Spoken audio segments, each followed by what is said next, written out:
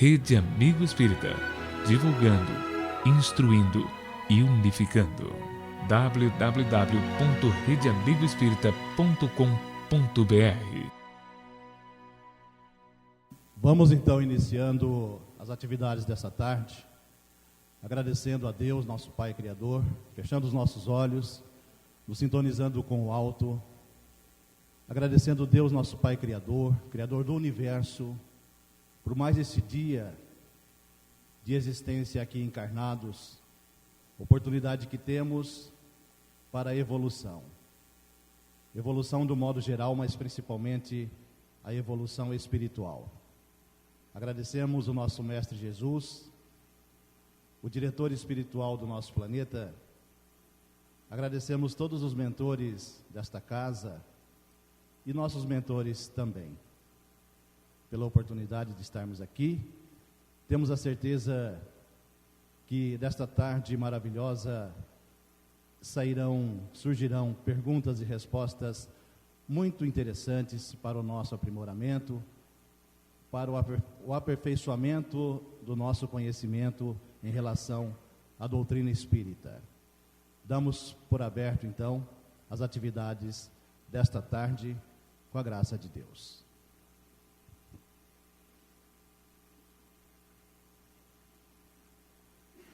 Vamos apresentar a Nete Guimarães, a convidada de hoje, conhecida por muitos, mas como eu disse para a Nete agora há pouco, sempre temos novas pessoas nos acompanhando, né, por esse mundão afora. Uma boa tarde para todos aqui no Centro Espírita Irmã Angélica, de Araçatuba, São Paulo. Um abraço a todos que nos acompanham pela internet, nos acompanham pela Rede Amigo Espírita, desse trabalho maravilhoso do José Aparecido, que aqui está coordenando, que teve a ideia deste encontro maravilhoso. Também temos transmitindo este evento para todo o planeta a Web Rádio Fraternidade de Uberlândia, Rádio Espírita Capixaba de Vitória, Espírito Santo, Web Rádio Nova Fraternidade de Maceió. A Nete Guimarães é filha de Geraldo e Ana Jaici Guimarães, espíritas conhecidos em todo o Brasil e no exterior. Presidente do Centro Espírita Caminho da Esperança, fundado por seus pais, no Rio de Janeiro. Professora de filosofia, membro de vários institutos de pesquisas e fenômenos paranormais. Palestrante internacional, tendo proferido palestras nos países Estados Unidos, Portugal, França, Holanda, Austrália, Inglaterra, Bélgica, Alemanha, África do Sul, Nova Zelândia e Japão. Eu quero passar então os microfones para o José Aparecido, para que ele comece a fazer as perguntas. Devemos ter já perguntas formuladas pelos nossos internautas, né, José? Se não estivermos, alguém que está aqui presente que quiser fazer alguma pergunta, já estamos a postos. Boa tarde aos ouvintes da rádio, ao pessoal que está acompanhando através da Rede Amigo. É uma alegria a gente estar novamente aqui. Há um ano atrás, acho que não foi nem um ano, né? No ano passado, a gente realizou esse trabalho. E eu estava aqui comentando que a primeira entrevista que eu fiz de modo com uma maquininha Sony fotográfica foi com a Nete. Foi a primeira de umas. Depois veio Haroldo Dutra, depois veio Sueli Caldas, e aí afora, né? Então a gente não tem pretensão nenhuma. A gente está aqui de forma até amadora, mas o objetivo é tirar dúvidas, aprendermos com quem nos traz conhecimento, que é a Nete. Então a gente vai estar aberto a perguntas dos internautas através do e-mail contato.redeamigoespírita@gmail.com, através do chat da Rede Amigo. O pessoal da rádio também vai estar enviando pergunta. Temos algumas aqui. E quem tiver pergunta, porque temos público aqui também, quem tiver pergunta pode anotar, trazer aqui, né? que a gente vai, no momento, no decorrer aqui, e temos horário a cumprir também, né? Então, eu vou passar a palavra agora para a Anete, as boas-vindas, e... Anete, eu com você. Primeiro, é uma alegria estarmos aqui com o Zé Aparecido. Como eu falei, tem muitos anos, tem 18 anos que nós tivemos aquele encontro. Eu acho a internet uma das coisas mais maravilhosas que nós tivemos acesso. Permite a democratização da informação. Sempre se lutou pela liberdade e eu acho que a internet é o meio que nos permite acessar essa possibilidade. Então, é uma alegria estarmos aqui participando e um prazer também, né? O trabalho do Zé é um trabalho assim, pioneiro, foi um dos primeiros assim, sistematicamente a dedicar assim, e digo que ele está mais famoso do que eu, viu?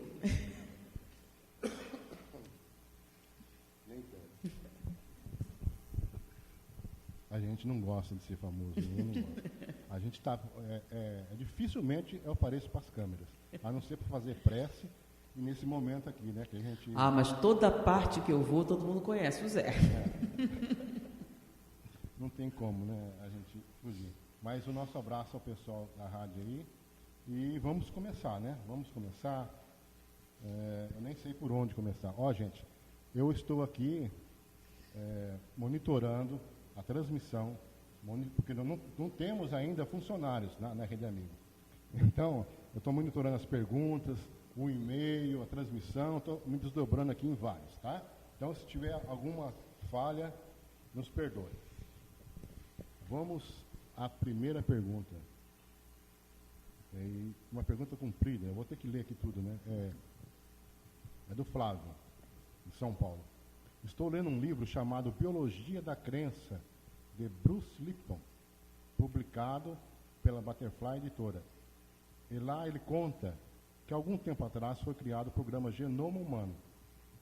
No princípio dos trabalhos, os cientistas acreditavam que o corpo humano era composto por 120 mil genes. Na continuidade das pesquisas, surpreendentemente, acharam apenas 25 mil genes. Algum tempo atrás, eu li uma matéria, mas por descuido meu, não anotei onde foi e nem de quem foi, que informava que o DNA humano, na realidade, é composta de 7 partes e que o que conhecemos é apenas uma parte dela. Como cientistas consideram apenas as coisas materiais, será que aquele primeiro número, 120 mil, não teria sido uma inspiração espiritual? E mais, tem fundamento essa informação de que o DNA humano tem 7 partes?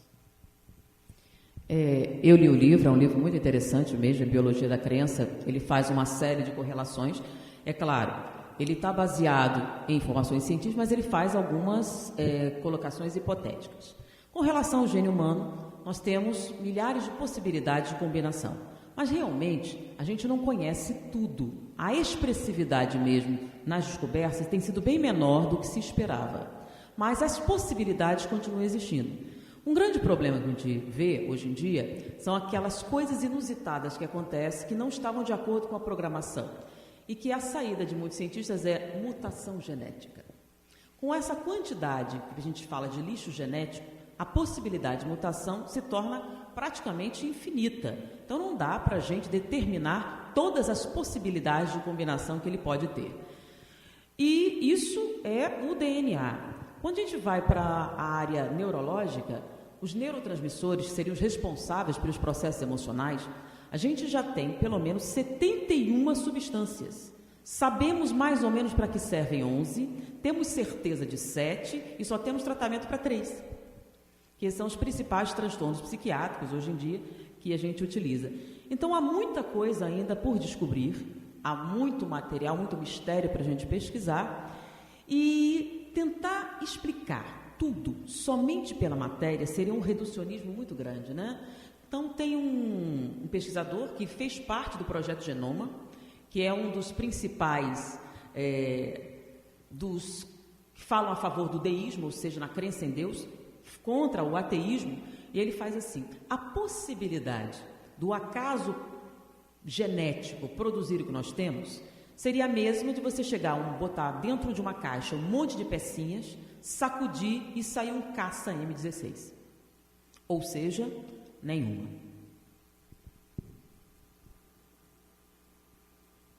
Vai aqui agora, Zé? Tem mais alguma? Tem uma pergunta um pouco polêmica.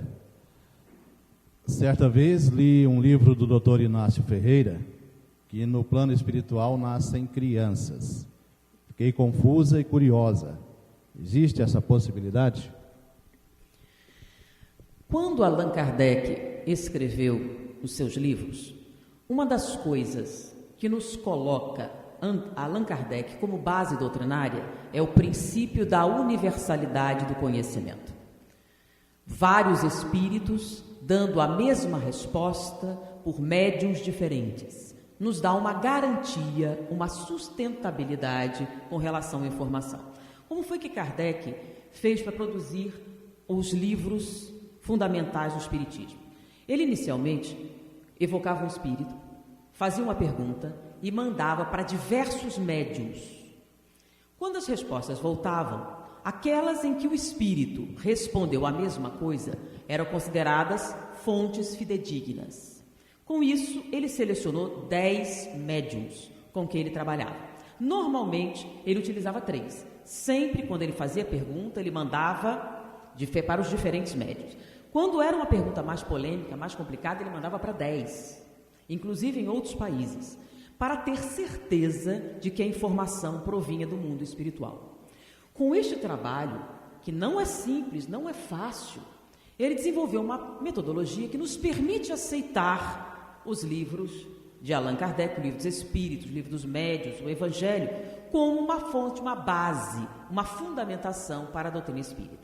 Diante disso, na dúvida com relação a qualquer informação, nós devemos usar bases mais sólidas. Um único espírito dando uma informação que não é sustentada por outros e por um único médium, pode ser o quê? Sujeita a chuvas e trovoadas. Então, na dúvida, a gente segue Allan Kardec. Foi o que Emmanuel disse para o Chico Xavier, né?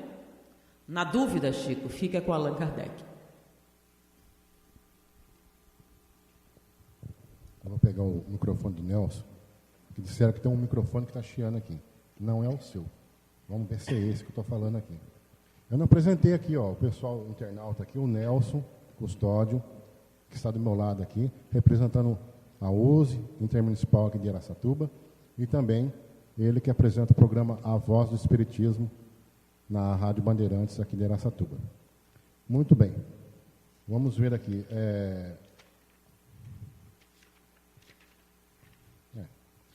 Tínhamos uma cachorra de raça labrador e ela era tão querida que praticamente fazia parte da família, literalmente um membro da família. A minha pergunta é, será que em algum dia no futuro, se eventualmente a gente se encontrar, tanto ela quanto eu, vamos nos reconhecer?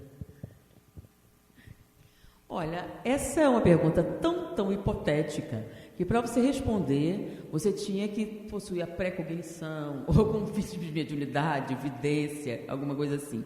Como eu não tenho essa capacidade, é uma coisa muito difícil de você predizer. Agora, o que a gente sabe, né? A gente já ouviu falar que o amor cobre a multidão de pecados. Quando alguém atingir a plenitude do amor, será capaz de neutralizar o ódio de milhões.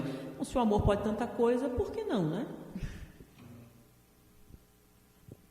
Porém, qualquer colocação afirmativa seria unicamente hipotética. Tem mais alguma aí, Nelson? Então vamos continuar aqui. O espírito, quando está liberto do corpo em viagem extrafísica, ao olhar para a Terra, ele vai ver a mesma coisa que um astronauta encarnado veria? Aí fica... Você já fez essa viagem, né? Olha só.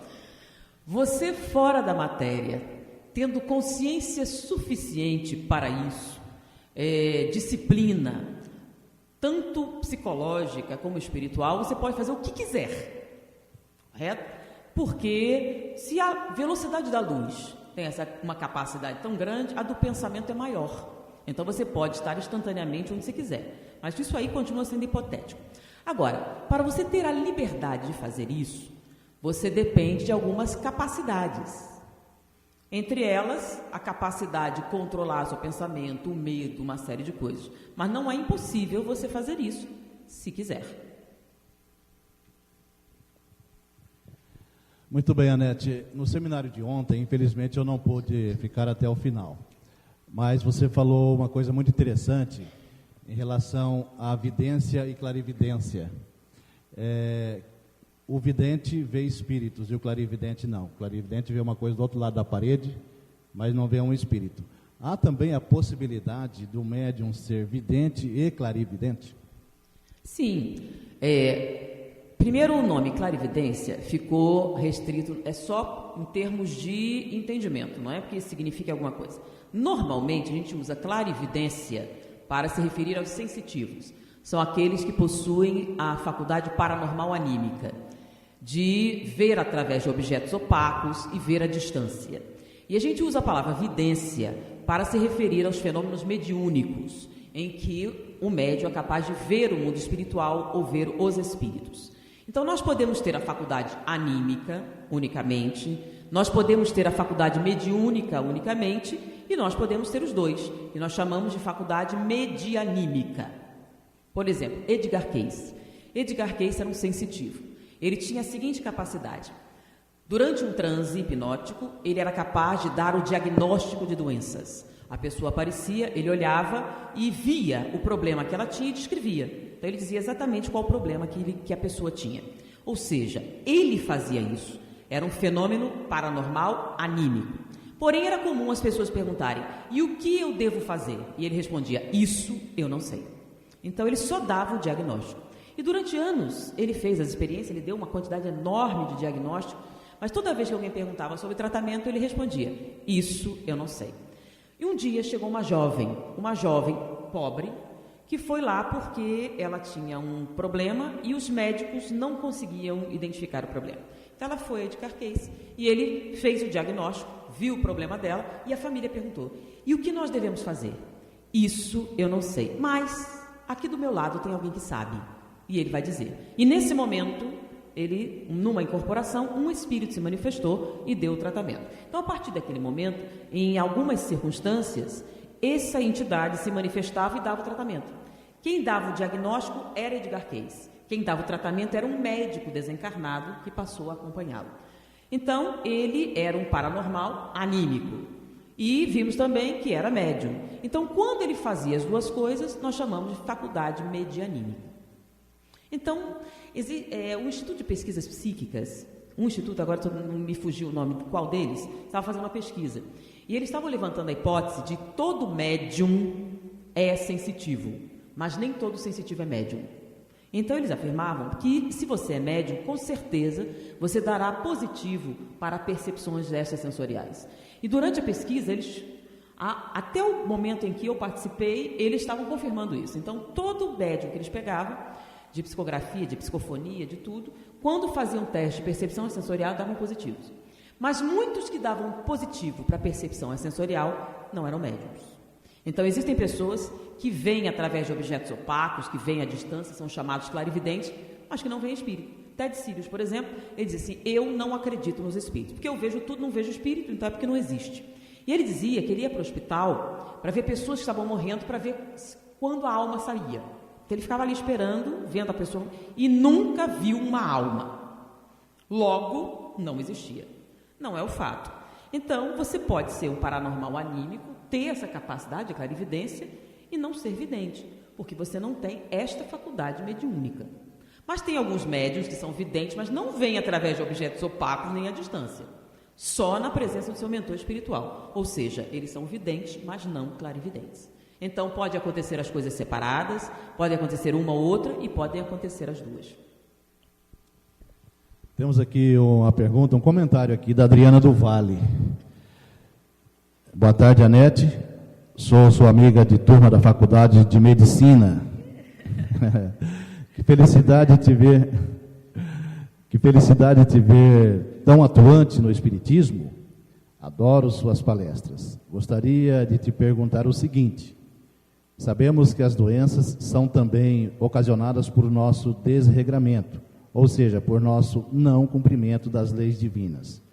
o que determina onde se instalarão no nosso corpo físico? Um grande abraço e paz. Adriana do Vale. Olá, Adriana. Estou tentando me lembrar de você, mas não... Bom, quando a gente pensa em termos de doenças, por exemplo, doenças genéticas, na natureza selvagem, as doenças não surgem, porque primeiro a eliminação dos mais fracos, as falhas genéticas são eliminadas e você não encontra. As falhas genéticas, as doenças que vêm assim, surgem no homem porque o homem protege o mais fraco. Ele tem algo que vai além do processo animal, porque ele já saiu da contingência de dominar o sentido biológico da vida. A gente deu um salto quântico de qualidade e agora a gente entrou no domínio psicológico. Porque se a gente pensar no espírito quando surge, ele está presente nas primeiras mudanças da matéria. Então, lembra aquela colocação? Ele sonha, ele está no mineral, sonha no vegetal e desperta no homem, né? Aquela colocação. Então, quando a gente estava nesse reino, no reino da matéria, nós dominamos tudo que tinha para se conhecer na física. O que é que a física estuda? As relações dos elementos. Então, todos os elementos são estudados pelo quê? Pela física. E quando o princípio espiritual estava lá, ele dominou esse conhecimento. No momento em que ele dominou todo o conhecimento contido na física, ele deu um salto quântico. E passaram a ver as relações entre os elementos. Qual a área que estuda? A química. A química estuda o quê? As interações entre os elementos. E nós estávamos presentes na interação dos elementos. Era o princípio espiritual. Então, nós dominamos toda a química.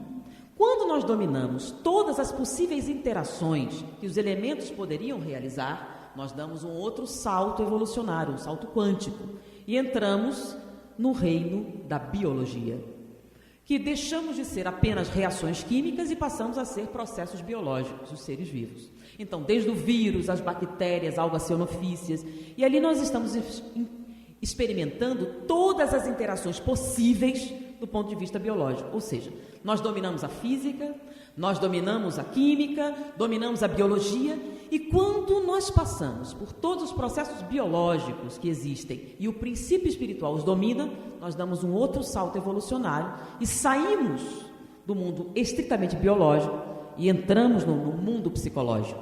Então, quando se fala Ouspensky, ele diz o seguinte, que o homem ele pode ser medido dos pés à cabeça, que é o homem fisiológico, aquele que vive para comer, dormir e procriar. Mas também existe o homem psicológico, aquele que é medido da cabeça para cima, que a sua dimensão é dada pelas suas ideias. Então, no momento que a gente entra no reino nominal, nós passamos a buscar as respostas psicológicas. Com isso, surgem as doenças, os transtornos, que são manifestações da mente na matéria, manifestações dos nossos transtornos de natureza psicológica e espirituais. Então, muitos transtornos que não aparecem na natureza, aparecem no reino nominal, porque eles são fruto dos nossos conflitos espirituais e psicológicos. Está chovendo pergunta aqui. Eu não sei nem qual que eu faço primeiro. Você entendeu? Mas vamos lá.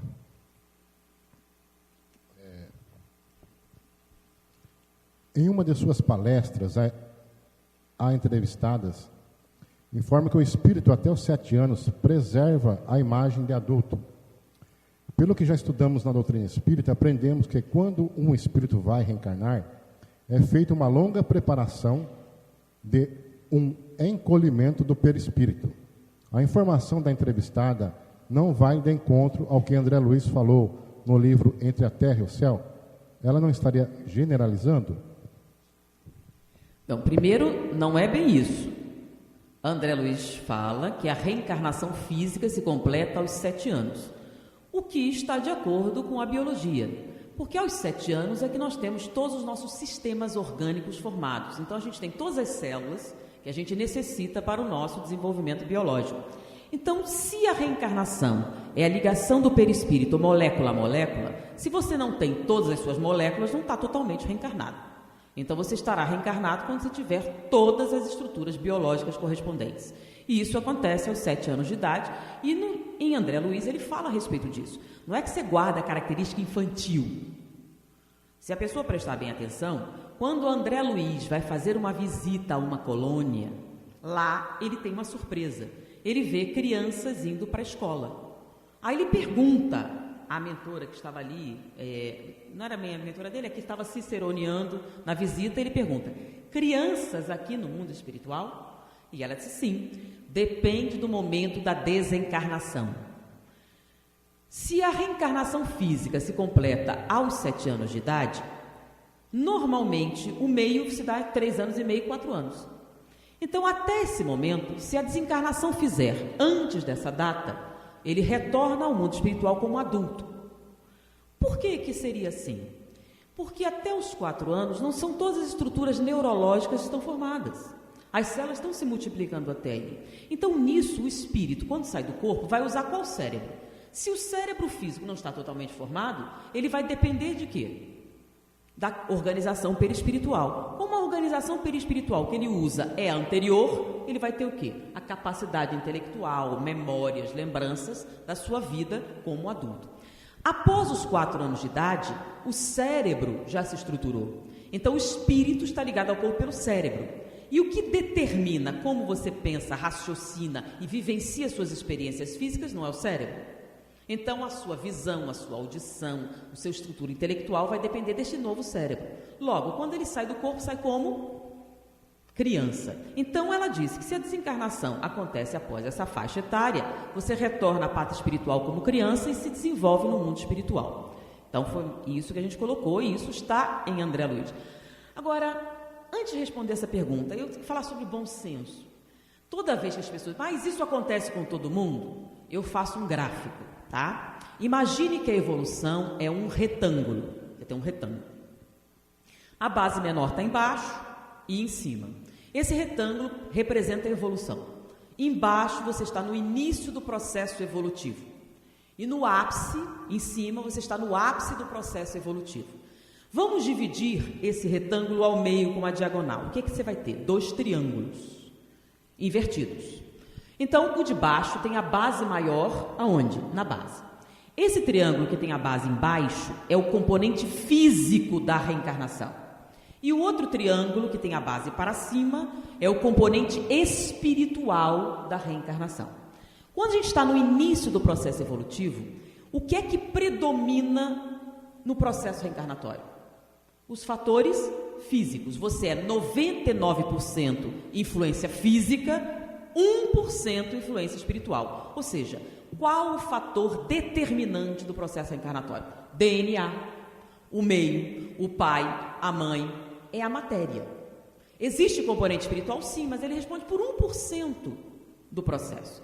À medida que você evolui, está no meio, por exemplo, você é 50% de influência física, 50% de influência espiritual. Ou seja, está entre os dois. Você tanto pode dar preferência à influência espiritual como física. Então, poderíamos dizer que meio a meio. 50% é DNA, 50% é o espírito que decide. Quando a gente está no ápice do processo evolutivo, você é 99% de influência espiritual, 1% de influência material. Quem é o fator determinante da reencarnação? O espírito. Ou seja, o espírito faz o que ele quiser. Ele pode mexer no DNA? Pode. Aí a gente aqui vai explicar como mutação genética, não é isso? Tudo que deu errado, que a gente imaginar, mutação genética. Ele pode? Pode. Ele pode determinar características físicas? Pode. Se ele quiser ser louro do olho azul, ele pode? Mesmo que seus pais sejam negros? Pode. Porque se ele é predominantemente influência espiritual, o espírito faz o que ele quiser. Ele tem predominância sobre a matéria? Sim. Então o processo reencarnatório vai ser igual para todo mundo? Não. Então, quando a gente lê André Luiz, por que foi André Luiz que escreveu A Vida no Mundo Espiritual, não foi Joana de Ângeles? Porque a gente teria muito mais afinidade com André Luiz do que com Joana de Ângeles, né? A reencarnação de Joana de Ângeles vai ter algum paralelo com a nossa? Não, não faz nem sentido, a gente não vai conseguir nem se espelhar. Então, a reencarnação, no geral, com a galera, dependendo do nível evolutivo que você está, vai se ater a fatores eminentemente físicos. Mas é igual para todo mundo? Não. Tem espíritos que vão estar totalmente independentes, vão continuar trabalhando até o meio da reencarnação, não vão ter nada lá. Por exemplo, tem uma história do Calvário ao Infinito. Tá? É um livro que conta a história de uma tetraplégica na cama. Aí você sofre muito? Eu disse, não. Você não sofre muito? Não. Porque quando eu estou muito cansada, eu saio do corpo, vou passear, vou visitar. E descreve a casa. Minha mãe foi visitá-la, ela ainda estava viva, e ela contou: conheci seus filhos, eu vi o nenê, vi a casa, descreveu tudo. E ela nunca saiu daquela cama como paraplégica. Então, todos os paraplégicos são iguais. No caso dela, era tetraplégica, né? São iguais? Não.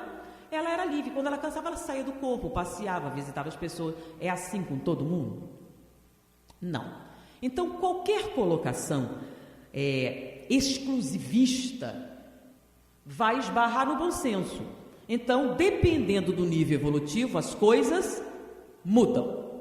Tá? Se estamos falando ápice, o DNA define. Tá? Você é o que seu pai contribuiu, que sua mãe contribuiu, você é o que come, o que bebe. Tá? Você é dependente de fatores eminentemente materiais. Mas não é assim com todo mundo. Então, quando André Luiz escreve a reencarnação, ele escreveu um tipo de reencarnação naquela colocação. Agora, vamos entender. Como é que a gente explica a cor verde para um cego de nascença? Tem como a gente fazer isso? Você vai tentar uma analogia com sensações, né? Ah, o amarelo é quente. Ah, o azul é frio. Mas peraí, o amarelo é quente? E o azul é frio? Ou isso é uma tentativa de analogia? O cego de nascença vai entender exatamente o que é cor? Então, André Luiz tentou explicar para a gente, na década de 30 e 40, alguns processos. Nós estamos em 2013. As coisas ficaram diferentes. Hoje a gente fala de física quântica, de multidimensões. Então, se André Luiz fosse escrever de novo, ele ia usar as mesmas palavras? Não, ele ia usar coisas mais modernas, que explicassem melhor. Então, naquela época, você falar de múltiplas dimensões era uma coisa possível? Não. Então, ele pegou a analogia mais próxima para o nosso entendimento, o negócio da miniaturização. Hoje em dia, faz sentido a gente pensar muito nessas coisas? Não, você não precisa miniaturizar. Você fala de dimensões diferentes. Tem aquele filme Quem Somos Nós, que tem um desenho chamado Dr. Quantum. Se você entrar e ver, ele fala sobre dimensões. E totalmente diferentes, mas faz sentido com uma colocação que está no livro dos médiuns, em que o espírito escreve como é que ele movimenta o objeto. Não, eu pego o objeto e trago para o meu mundo, depois eu vou para outro lugar e devolvo para o seu. Em 1860, dá para entender um negócio desse? Não fazia sentido e deixaram para lá. Hoje faz sentido? Faz. Dimensões paralelas, existem teorias físicas, tá? Até materialistas falando de multi-universos. Então, a reencarnação não é igual para todo mundo, porque nós não somos iguais. Mas se a gente pensar em níveis evolutivos mais baixos, o fator físico é muito determinante. Então, preparação. Agora, todo espírito tem direito a, por exemplo, um técnico reencarnatório para reencarnar? Ou tem muitos que não têm direito a nada? Então, pensa nas reencarnações compulsórias. Tem gente que não sabe nem que está reencarnando. Acontece, sai, morre, reencarna, sem acesso a nenhum aconselhamento. Então, quando você tem equipe espiritual encarregada da sua reencarnação, etc., é que você já está num nível evolutivo melhorzinho. Já pode escolher seu pai, sua mãe, todo mundo pode fazer isso? Não. Então, gente, toda vez que você fizer uma análise de como as coisas são, leve em consideração esse gráfico evolucionário para avaliar. Não é igual para todo mundo.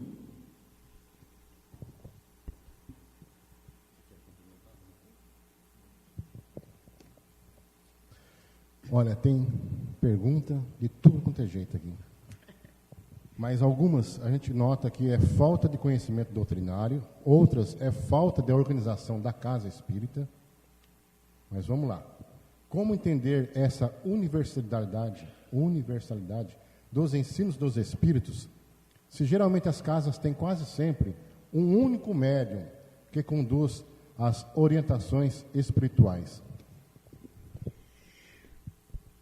É a beleza da internet, né? Porque com isso, você estando numa cidadezinha minúscula, só tem um centro, um médium, você pode entrar na internet, assistir palestra que o Zé posta de Juiz de Fora, de Brasília, de Salvador, de toda parte, né? Colatina. E aí você tem a possibilidade de ouvir informação de múltiplas fontes. E nós temos também, a sorte de você ter nascido no Brasil, uma literatura muito vasta com relação ao mundo espiritual, às teses espíritas, e você, usando o bom senso, que é o que o espiritismo prega, né? Você analise o que lê, compare e retire o melhor. É claro, nunca deixe de usar o seu raciocínio, porque a proposta espírita é uma proposta de liberdade. A gente está tão acostumado com o pastor, né? Então, o que eu devo fazer? O pastor diz. Eu devo casar ou comprar uma bicicleta? Pergunta para o padre. Devo fazer isso ou aquilo? E tem sempre alguém para orientar. Durante séculos fazendo isso, a gente perde a autonomia. Por isso que o espiritismo é difícil. Porque ele diz o seguinte: o espiritismo é complicado, né? Você vai no centro e lá ele diz, não garante a salvação, não promete a salvação, não diz que tem exclusividade e ainda diz, se der errado o problema é seu. Não é complicado? Ou seja, ninguém vai se responsabilizar pela sua consciência, só você mesmo. Por isso é que as leituras lhe permitem raciocinar. Então leia. Faz sentido isso? Pensa bem. Você leu um médium, um espírito dizendo isso. Mais algum disse? Não, mas tem 10 que falam diferente. Qual a probabilidade de 10 estarem certos em vez de 1? Agora, não, mas pode ser. Um escreve certo. 10 pessoas disseram que a Terra estava parada, era o centro do universo e o Sol girava em torno. Aí um disse diferente. Mas vamos lá. Baseado em que ele disse isso? Se ele responder, eu sinto que isso é verdade, fica meio complicado, né? Mas se ele lhe dá uma explicação lógica, que você possa acompanhar, que você possa metabolizar, tem mais probabilidade. Não é isso porque meu mentor disse. Se seu mentor disse sozinho, mas ninguém disse, nenhum mentor, nem o mentor do Chico, nem o mentor do Divaldo, nem o mentor de outro. Então você deve deixar, não é abandonar, mas você deixa assim, stand-by, até você ter maiores informações antes de se pronunciar. É isso que o bom senso diz. E Allan Kardec ficou conhecido como bom senso reencarnado, né? Por isso que ele é codificador. Então, coisas que ele recebia, botava stand-by, até ter mais informação, aí sim ele publicava. Então, tudo que ele publicou, primeiro, ele fez o quê? Analisou, questionou, perguntou, se era controverso, deixou separado, até ter mais informação. A gente faça assim, um mentor disse um negócio totalmente diferente, nunca ouviu falar disso, deixa assim de lado. Espera um pouco, aí vê, alguém mais diz isso, ou alguém diz o contrário, diz por quê, então você presta atenção. Isso chama-se bom senso. Soraya pergunta assim, boa tarde, escutei numa palestra espírita sobre passe, que em caso de depressão, o passe que se aplica normalmente nas casas espíritas, primeiro, se faz a dispersão, depois os movimentos longitudinais e finalizando com a imposição de mãos no coronário. Traz mal-estar e piora do estado da pessoa. E que nesses casos o passe seria aplicado de forma diferente. Poderias comentar sobre algo a respeito disso? Vamos lá.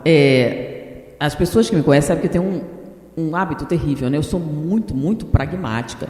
Então, eu só digo alguma coisa, baseada em alguma coisa que foi escrita, alguma estatística. Se não tem, a gente não se pronuncia. Com relação ao passe, existem algumas pesquisas, tá? Que são acessíveis, viu? Internet é bom. Você entra, comunicação não física entre mentes. E tem uma pesquisa que me chamou a atenção sobre o chamado biomagnetismo, que eles deram esse nome, mas seria o passe magnético. Eu ouço as pessoas falarem um monte de coisas. Você tem que girar para a direita, girar para a esquerda. Aí pergunto, baseado em que você afirma que girando para a direita dá mais efeito que girando para a esquerda? Ele disse, o mentor tal disse isso, eu experimentei. Ok, quando a gente está fazendo trabalho científico, vale você chegar numa banca examinadora e dizer, olha, eu experimentei e cheguei à conclusão que se a gente gira para a direita, o resultado do antibiótico é melhor. Você aceita? Não. Você vai querer mais informação. E de que maneira você vai querer essa informação? Você vai querer dados estatísticos. Quantas pessoas fizeram isso? Em que circunstâncias isso foi feito? Foi repetido? Algum outro teve o mesmo resultado? Se isso não acontecer, essa sua tese não vira uma verdade científica, correto? É a sua opinião. Agora, opinião é grátis, qualquer um pode dar, em qualquer circunstância, tá? Então, você pode dizer, eu acho que o roxo é muito mais bonito. Se todo mundo vestir roxo, o resultado do passe vai ser muito melhor. É ou não é? Quando eu uso roxo, fica muito melhor. Quando aqueles que gostam roxo usam também, vai ficar ótimo. Mas e se você não gostar de roxo? Será que o resultado vai ser o mesmo? Então, qual a metodologia usada? Vocês estão entendendo? Então, vamos lá. Eu vi uma pesquisa interessante com relação ao passe magnético, tá? Por isso, houve uma pesquisa em que eles estavam testando o fosfato inorgânico. Eles pegavam o fosfato inorgânico, tornavam instável, injetavam na pessoa para acompanhar a distribuição de energia no corpo. Por quê? Porque se está falando de mundo espiritual, não dá para a gente testar, correto? Dá para a gente testar o mundo espiritual? Não. Temos algum detector de energia espiritual? Não. Mas a energia física, nós podemos acompanhar? Podemos. Então, como é que o ser humano carrega a energia, ou seja, carrega a energia dentro do seu corpo? Toda energia que a gente usa para fazer qualquer trabalho, mover as mãos, pensar, falar, até rezar, você usa energia, tá? Essa energia vem dos alimentos. Você tira a energia dos alimentos, a gente come, digere, vai para a célula quebra o alimento, quebra todo, e na mitocôndria você tira a energia e guarda. Toda vez que você vai realizar qualquer trabalho que seja, você vai lá, quebra essa molécula e libera energia para fazer o serviço. Então, energia, fisicamente falando no corpo, ela é levada por uma molécula chamada ATP, trifosfato de adenosina. Mas antes dela ser energizada, ela é o ADP, difosfato de adenosina. E você usa o fosfato inorgânico para prender essa energia para usar. Então, você tirou a energia. E de onde vem a energia que a gente usa? Sabe de onde veio? Do sol. Tá? A planta tirou a energia do sol, colocou através da fotossíntese. Muitos animais consomem, nós também. Nós consumimos ou as plantas diretamente ou os animais e tiramos essa energia que veio do sol e usamos para viver. E essa energia é distribuída no corpo pelo fosfato inorgânico. Uma propriedade física do fosfato inorgânico é que ele não tem nenhum tipo de barreira. Ele vai por difusão passiva em todas as áreas. Para quem não entende, muito difícil, você vê que expedir minha cultura, né? A gente vai caminhando para toda parte, mas vamos lá. O que é difusão passiva? Eu tenho um guardanapo de papel, aí eu pingo uma gota d'água. A gota d'água vai se espalhar igualmente por todo o papel, por difusão passiva. Assim é o fosfato inorgânico. Se a gente injetar, ele vai ser absorvido por todas as células por difusão passiva. Bom, então eles queriam testar a distribuição de energia no corpo. Para testar isso, eles pegaram o fosfato inorgânico, tornaram instável, ou seja, você vai tirando radiografias repetidas e você vai ver para onde ele vai. E injetaram num ponto. Se o fosfato vai se distribuir no corpo por difusão passiva, onde injetou teria maior concentração e a partir dali ia se espalhar por todo o corpo. Ou isso, ou iria acompanhar a circulação sanguínea. Ok, fizeram o teste, injetaram e começaram então a radiografar a pessoa, para ver a distribuição do fosfato inorgânico. E aconteceu uma coisa interessante. Quando eles terminaram as fotos, ele fez um desenho. Então o corpo, o fosfato se distribuía no corpo seguindo um desenho. Que desenho é esse? É a circulação sanguínea? Não. É a linfática? Não. São os nervos? Não. Que desenho é esse? Toda vez que eles faziam isso, em vez de ele se distribuir igualmente, ele se localizava em alguns lugares e ia seguindo um determinado caminho pré-estabelecido. E ficou. Eles não entendiam que caminho era esse. Por que fazia isso? Em vez de se distribuir a partir da mão, ele se tornava medial, depois ia a partir do medial para o distal, ia distribuindo. Ficou. Um dia, um estudante disse, mas peraí, eu conheço esse desenho. Aí ele saiu, voltou, e era o mapa da acupuntura. A distribuição de energia no corpo humano se faz acompanhando o mapa da acupuntura. O mapa da acupuntura tem mais de 4.000 anos. E era uma coisa de origem totalmente mística. Apesar de ser a base da medicina chinesa, a gente considerava terapia alternativa, né? Porque eles achavam que era crença. Da onde veio o mapa da acupuntura? Eles conhecem desde sempre e era uma questão de crença. Hoje não é mais. Hoje, a medicina chinesa, a acupuntura, é considerada oficialmente porque já existe fundamentação científica para explicar. E ele se distribui assim. Então, não importa onde você injeta energia, ela se distribui sempre como? Dos centros principais para os distais. Sempre. Injeta no pé, vem para cá. Injeta na mão, vem para cá. No pescoço, vem para o mesmo lugar. Então, a distribuição de energia no corpo humano se dá através dos chamados chakras, né? Os centros de força principais para os distais. Bom, se passe a aplicação de energia e essa energia será convertida num processo de natureza física, ele vai acompanhar que caminho? Teoricamente, tudo leva a crer que será o mesmo caminho. Então, se aplicar na cabeça, no pé, vai voltar como? Vai se distribuir a partir, tá? Começa pelo, chama assim, como é? Gástrico, né? Aí vai se distribuindo, pega os 7 principais, depois os outros, meridiano, vai indo, até chegar na extremidade. Ou seja, você pode dar passe onde quiser, que a distribuição será sempre. Então, você vai virar para a direita, para a esquerda, direita. Ainda não há nenhuma fundamentação de natureza científica que justifique isso. Tem opiniões, estatísticas que são vagas, tá? Não há nenhum trabalho assim, usando metodologia mesmo, assim, aquela formal, para definir se é direita, esquerda para direita, se vai de um lado para o outro. Não. Então, existe essa pesquisa. Existe uma pesquisa da Universidade de Stanford, outra da de Lisboa, tá? Repetindo, ou seja, está em português, falando da aplicação da bioenergia e da sua realidade. E quando eles verificaram o efeito da bioenergia, não mostraram nenhum lugar específico. Quando a bioenergia é aplicada, ela provoca uma ativação maior das enzimas catalisadoras dos processos regenerativos. Ou seja, a bioenergia especificamente não fez nada, mas ajuda que os processos de regeneração aconteçam. E acontece onde? Em todo o corpo. E não na cabeça, no pé, na mão. É toda parte. Ou seja, a energia se distribui igualmente a partir dos meridianos principais. Ou seja, se é da direita para a esquerda, ainda não há nada que justifique. Então, é a opinião da pessoa. E outra coisa, Jesus botava a mão assim, curava a distância, fácil, tal, não girou para lugar nenhum, não fez coisa nenhuma, ele simplesmente fazia. Se você tem energia, o efeito acontece. Será que Jesus não curaria a depressão, não? E ele teria que fazer o quê? Bastava dizer, eu quero, e estava feito. Até porque o processo é o quê? O que é que realmente movimenta a energia? Não é a mente?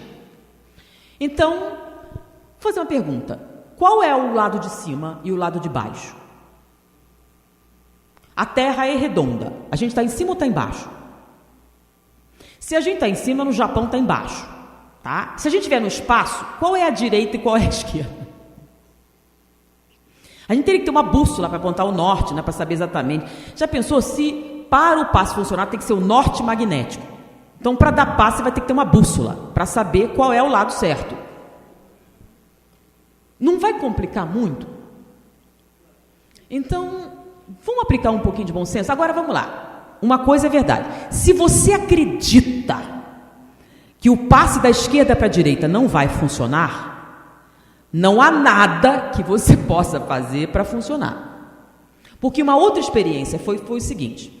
Quando você não sabe que está recebendo o passe, ele funciona. Quando você sabe e quer, funciona mais. Mas quando você não quer, ele simplesmente não funciona. Ou seja, a mente do receptor afeta o resultado? Então, se você tem absoluta fé que passe só pode ser dado da direita para a esquerda, se der o contrário, você passa mal. Porque você crê que isso que vai acontecer. Tá? Agora, se você acreditar que é o demônio, aí vai ser pior ainda. Agora, se você acredita numa coisa diferente, muda. Porque, afinal, o que é a realidade? A física quântica diz o quê? Que a realidade é determinada pelo observador. Então, se você crê que é assim que é. Penso, logo existe. Mas a gente pode acreditar. Penso, logo tudo existe. Muito bem. Só uma colocação, quando você disse em relação a André Luiz, né, as colocações, os termos de André Luiz, vamos aqui também registrando em relação a Kardec, então, né, muito mais, e lá Jesus, há mais de 2.000 anos atrás, né, naquele alfabeto paupérrimo, né, da época de 2.000 anos atrás, e a sabedoria, logicamente, de Jesus para deixar os seus ensinamentos aí para a eternidade nossa, né? Temos aqui mais uma pergunta curtinha e interessante, objetiva. Como podemos diferenciar transtornos psicológicos e obsessão? De várias maneiras. O transtorno psicológico, quando você analisa, ele tem chamada história patológica pregressa. Ou seja, ele tem um início, ele tem um motivo e você pode pesquisá-lo. Chama-se prospecção psicológica. Então você sabe a origem, o desenvolvimento, essas coisas todas. A obsessão, como ela tem origem fora de você, não é um processo intrínseco, é extrínseco, ela não vai ter essa história pregressa. Tá? Ela acontece segundo o quê? Os padrões do processo obsessivo, vai depender do tipo de obsessão. Você tem a obsessão kármica, que é o passado, você tem a comportamental, que é a parasitária, que tem etiologias diferentes, apesar do resultado parecido. Já o transtorno psiquiátrico, existem transtornos de vários graus. Existe o transtorno que é hoje considerado neurológico, aí você dá a medicação, a pessoa fica boa. Vamos lá. Existem um montão de neurotransmissores, mas a gente basicamente trabalha com... Você tem a noradrenalina, dopamina e serotonina. O equilíbrio dos três vai te dar a centralização cognitiva, você é normal. Se você tiver falta de serotonina, você vai ter alguns problemas. A dopamina e a noradrenalina vão se expressar mais e não tem a serotonina para equilibrar. Então você pode ter transtornos da personalidade. Tá? Quadros depressivos, síndrome do pânico, que é o quê? Com esse desequilíbrio químico, as suas emoções não vão ser transmitidas corretamente, vai ter falhas. Toma um remédio e equilibra a serotonina, o que acontece? Você fica bom, melhora. Você tem uma predominância de noradrenalina sem dopamina. O que acontece? A dopamina, ela freia os impulsos. A noradrenalina dá os impulsos. Se você não tem noradrenalina, você não tem o quê? Motivação. Você não tem ação. Você faz um quadro depressivo. Agora, se você tem noradrenalina e não tem dopamina, você é maníaco. Não tem nada que controle os seus impulsos. Você é escravo das suas emoções. Então, eles têm que estar em equilíbrio para você funcionar. Se você tiver uma deficiência de dopamina, você vai ter quadros psicóticos. Aí você dá um antipsicótico, equilibra o quadro e você fica normal. Ou seja, você tem um transtorno de natureza química. Com certa química, você fica bom. E assim, qualquer desequilíbrio desse tipo, com as poucas medicações que a gente tem para equilibrar, qual é o resultado? Se você tem um surto psicótico e toma antipsicótico, o que acontece? Você sai da crise. Se você tem um quadro esquizofrênico, toma a medicação, você sai da crise. Se você tem um quadro depressivo de origem endógena, toma a medicação, você melhora. Se você tem depressão pós-parto, que é uma depressão, um transtorno químico mediado por processos hormonais, você trata o hormônio, fica bom. Você trata o desequilíbrio químico, fica bom. Ou seja, são transtornos o quê? Fisiológicos, tá? Com manifestações psicológicas. Agora, você não tem nada, não tem história pregressa, não tem nada. De repente ficou maluco. Existe isso? De repente ficou maluco? Não existe. Para o ser humano sentir alguma coisa, tem que ter uma motivação. Então, uma doença que é intermitente, que surge sem nenhum tipo de processo anterior e que não reage à medicação, qual a probabilidade de ser um transtorno espiritual? Maior do que um transtorno de natureza química. Então, você tem uma convulsão, ou seja, você teve um ataque epilético, todo mundo viu, você espumou pela boca, mordeu a língua, aquilo tudo. Aí você leva para o neurologista, faz exame, não tem nada. Porque quando você tem um quadro convulsivo, você faz o eletro, aparece lá. Não tem nada. Aí diz, não teve um quadro convulsivo. Mas você olhou, teve. A característica física foi. Mas no exame não tem nada. Você dá um anticonvulsivante, o cara faz convulsão ainda. Ou seja, o médico diz assim, isso não é convulsão. Leva para o psicólogo, psiquiatra, porque isso aí é um quadro o quê? Ele está fingindo, ou ele está querendo chamar atenção. Ah, não, ele teve um quadro. Foi o quê? Nenhuma medicação tira do quadro, nenhum exame mostra que teve. Qual a probabilidade de ser um fenômeno espiritual? Aí você faz o tratamento espiritual da paz, ele melhora. Ou seja, tem maneiras de a gente analisar? Tem, gente. Chama-se bom senso. Tá? Faça uma avaliação correta antes de afirmar qualquer coisa, para você não fazer o quê? Deixar uma pessoa com síndrome do pânico, um processo químico, tratando com paz sem melhorar. Aí no dia que ele toma um remédio fica bom, diz espiritismo é uma mentira. Ok?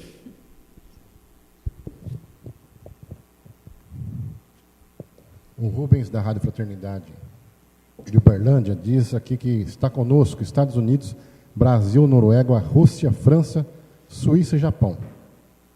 Isso numa rádio, fora a Rede Amigo aqui, que não tem como pegar os dados agora. Tem uma companheira aqui que está desorientada aqui, então está pedindo, pelo amor de Deus, para responder essa pergunta. É a Mirelle, de Lages, Santa Catarina. Anete, gostaria de saber sobre mediunidade, pois sou médium ostensivo, percebo sempre a presença de espírito. É válido começar a frequentar um centro espírita, doar energia, usar magnetismo, a cromoterapia? Bom, cromoterapia não faz parte de doutrina espírita. E a mediunidade vai desenvolver? Existem técnicas?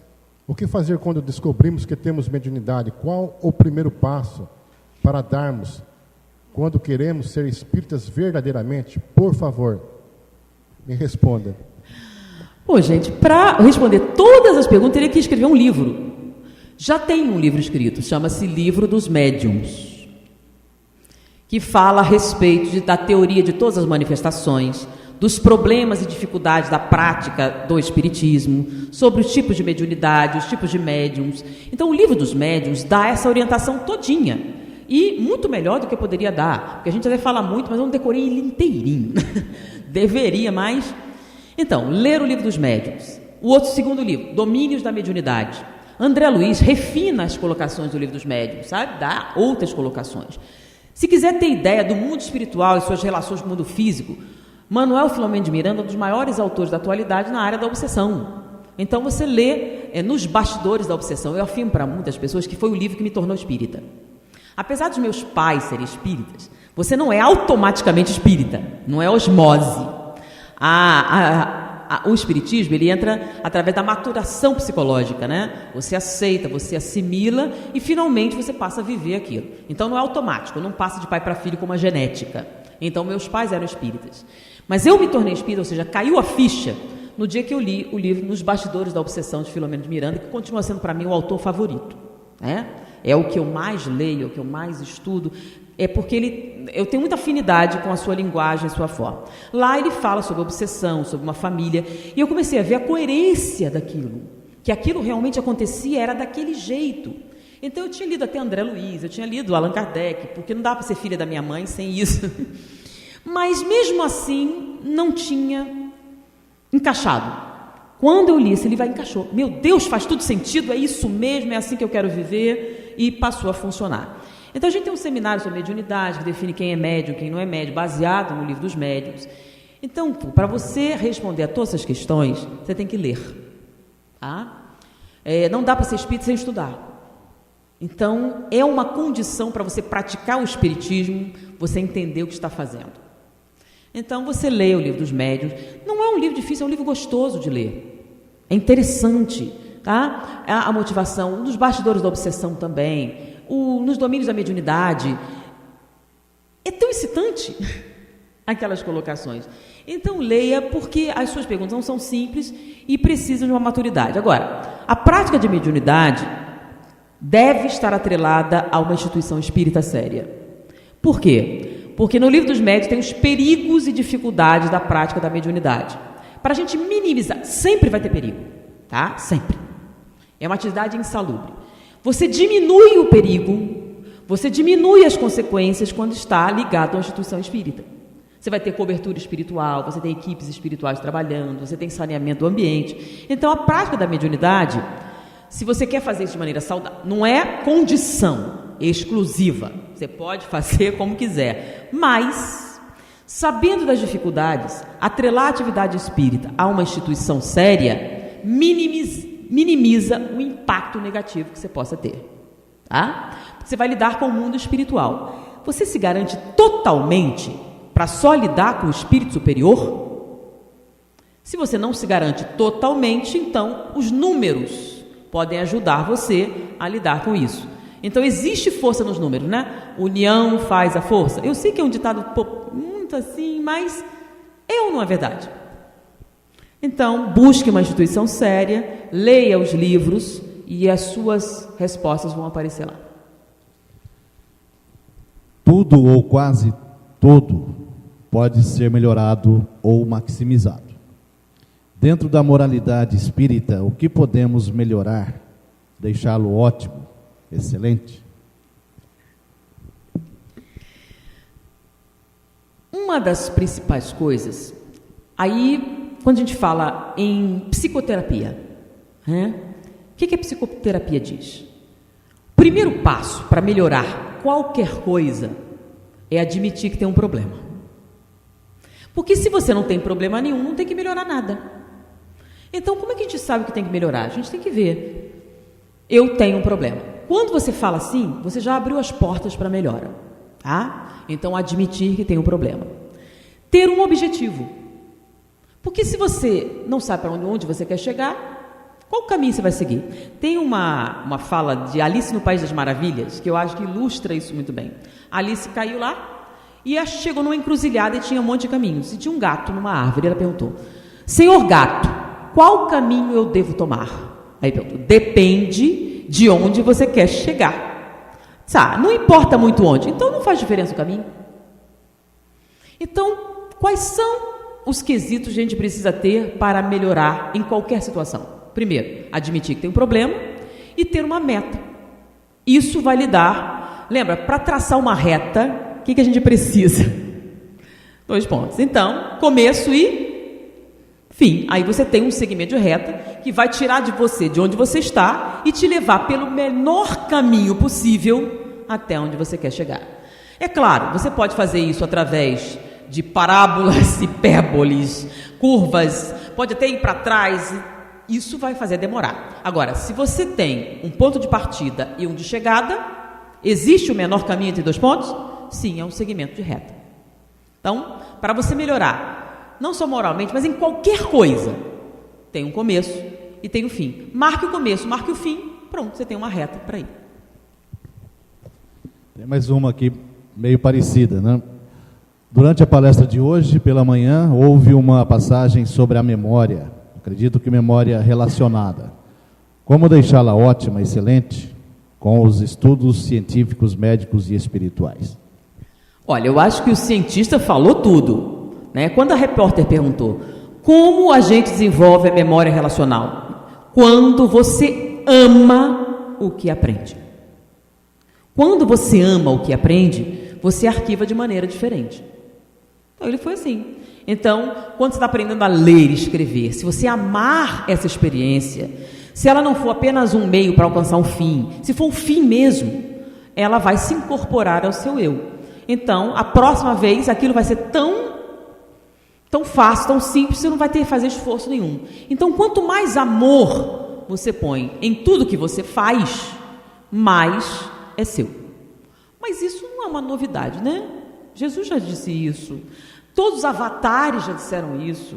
Então, se você procurar qualquer cultura, sempre teve um espírito sábio que veio dar uma informação. Todos eles não são unânimes em falar a respeito do amor. E o Espiritismo não fala também? Amai-vos e instruí-vos. Ele não diz assim, primeiro você ama, depois você instrui, ou instrui primeiro, ou esse é mais importante. Ele não falou junto? Se você amar e instruir-se, você cresce, você evolui.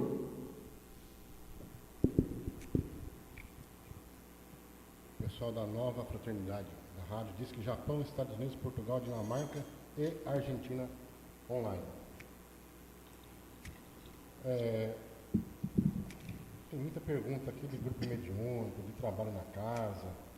Conheço um grupo mediúnico onde por um único médium obtém de 5 a 6 comunicações e a justificativa do doutrinador, quando questionado sobre o número elevado de comunicações, diz ele que é porque dispõe de um único médium no grupo. Bom, nos domínios da mediunidade de André Luiz. Tá? E não é só nele. Os livros de Filomeno de Miranda, os livros da Ivone Pereira, têm algo semelhante. Ele descreve a preparação de um médium para uma comunicação. Então, eles falam que no dia anterior há uma aproximação psíquica, uma adequação psíquica, um trabalho de aproximação, etc. No dia anterior eles começam isso, tá? E antes disso eles já fazem a triagem do espírito, ou seja, tem um trabalho bem complexo antes da comunicação acontecer. Aí no dia anterior eles ligam no psiquismo. E aí prepara o dia todo. Aí chega no dia o cara não vai. Todo o trabalho é perdido. Tá isso em André Luiz, domínio da mediunidade. Eu falo assim, leiam de novo, até leia em voz alta. Aí ele fala, aí culmina numa comunicação. Tá? E ele descreveu, lembra? Sim, o capítulo tem 15 páginas. Ou seja, foi uma preparação bem grande para a comunicação. Aí, terminou a comunicação, sai o espírito, entra o outro. E não teve nenhuma preparação? Nada. Você não acha que alguma coisa fica sem sentido aí? Ou seja, só um tem direito à preparação, os outros vão o quê? Brinde?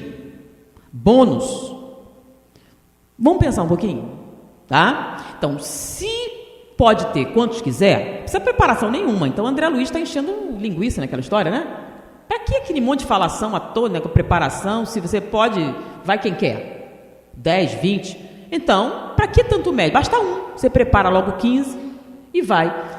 Então, vamos lá, psiquismo, você prepara, adequa e tudo mais, aí sai um espírito e entra outro de outro tipo, totalmente diferente, um psiquismo totalmente... E aí, como fica?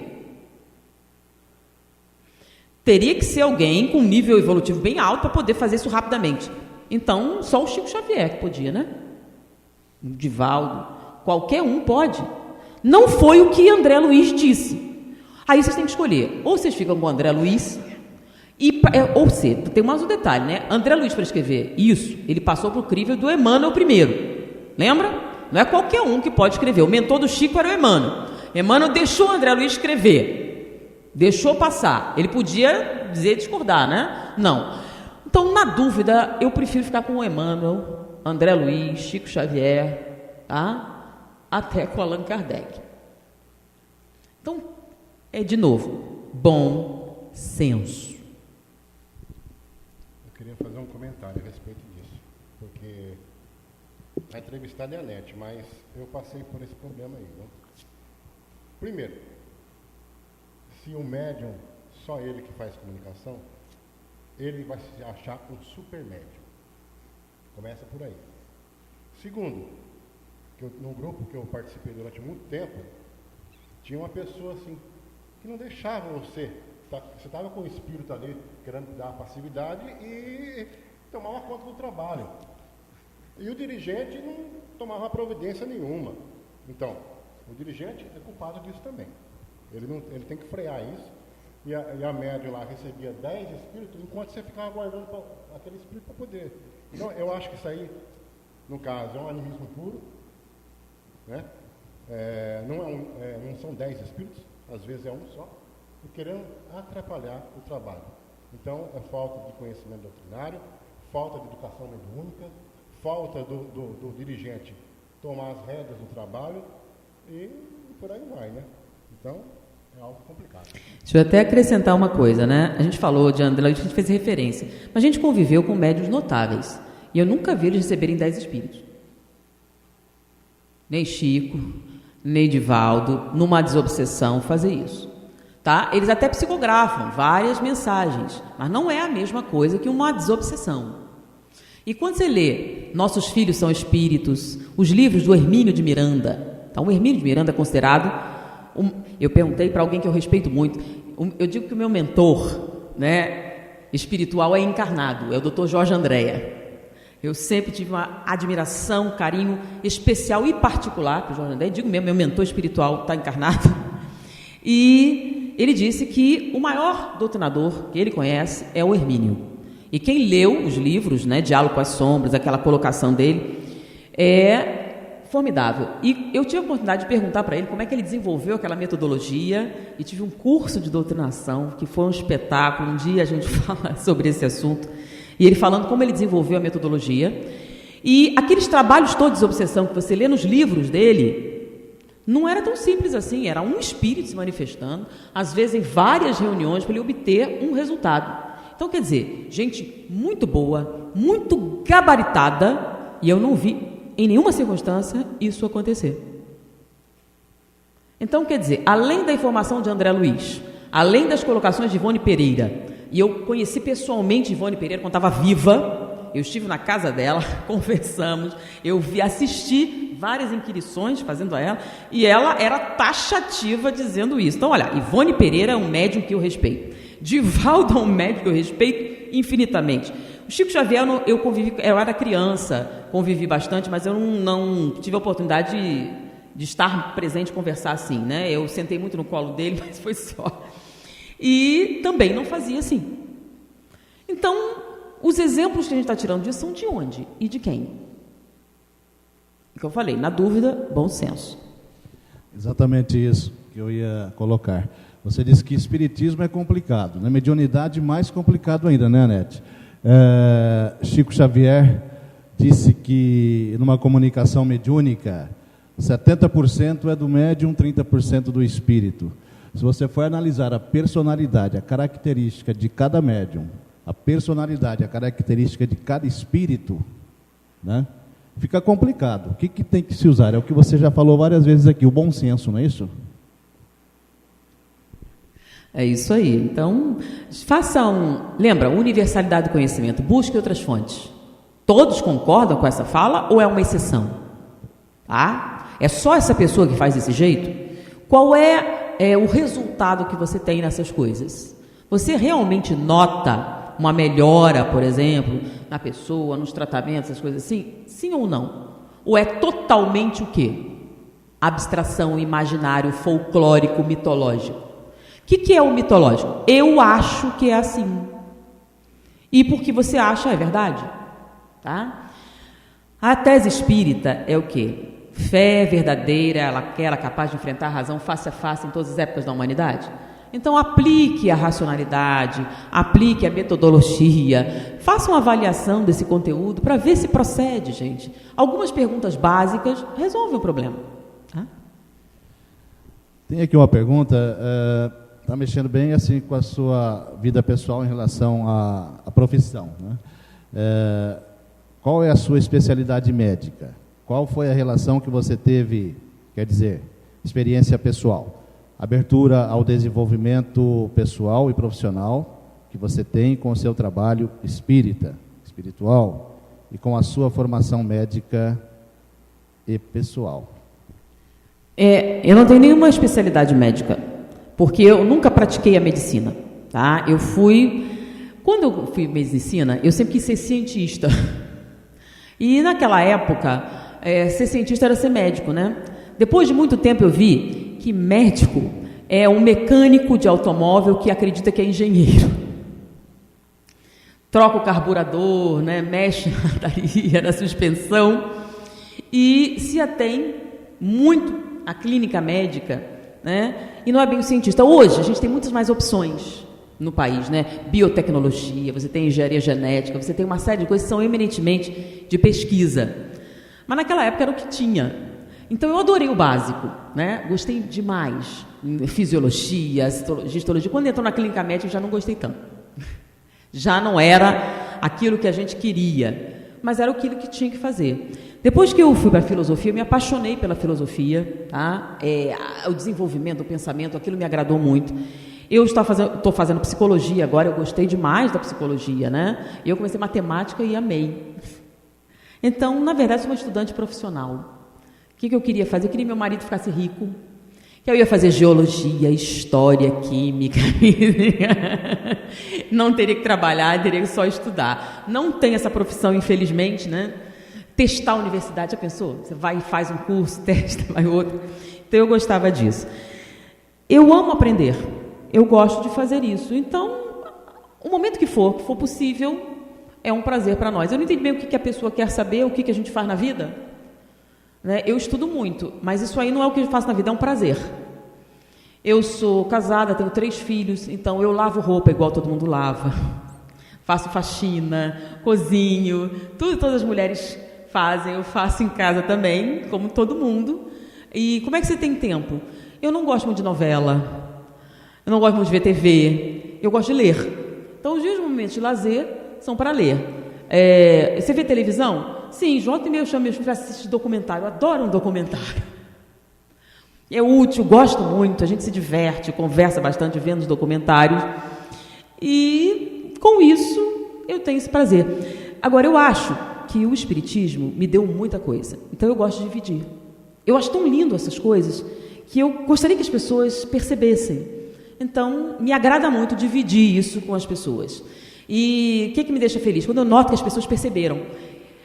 Quando eu fiz o estudo sobre neurociência no circuito culpa-recompensa, lá os neurocientistas descobriram que o maior prazer do ser humano é aprender.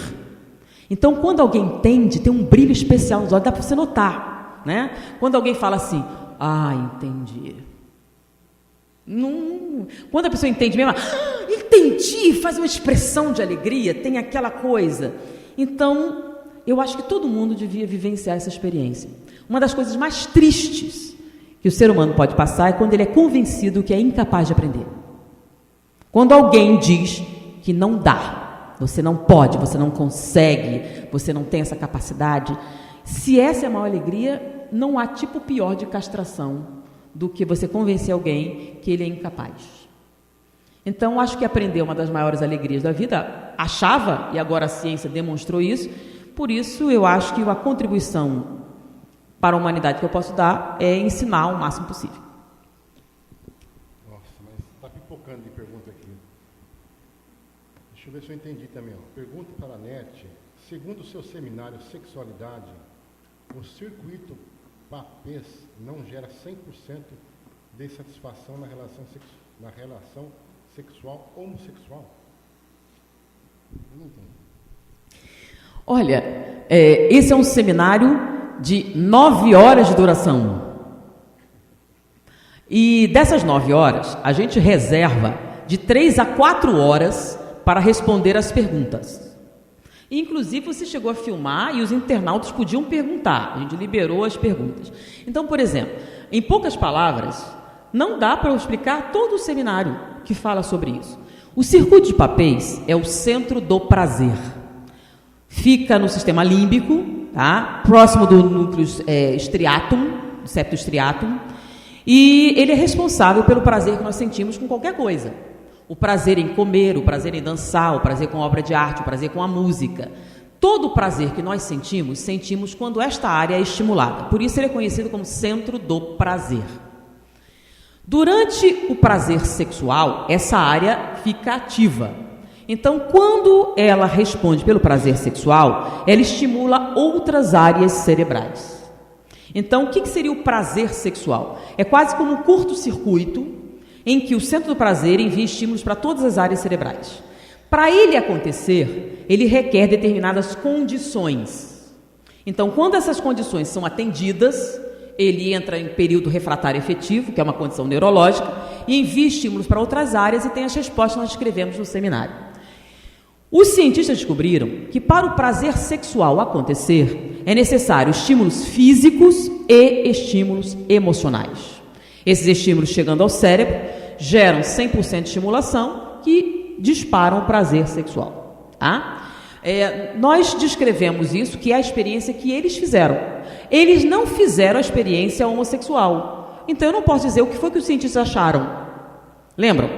Eu procuro, todas as perguntas foram feitas e respostas, eu procurei assim, use o bom senso, na medida do possível se atenha a experiências práticas realizadas. Então eu não posso responder essa pergunta, porque os cientistas não fizeram a experiência. Então qualquer coisa que eu dissesse era o quê? Opinião pessoal, eu acho que.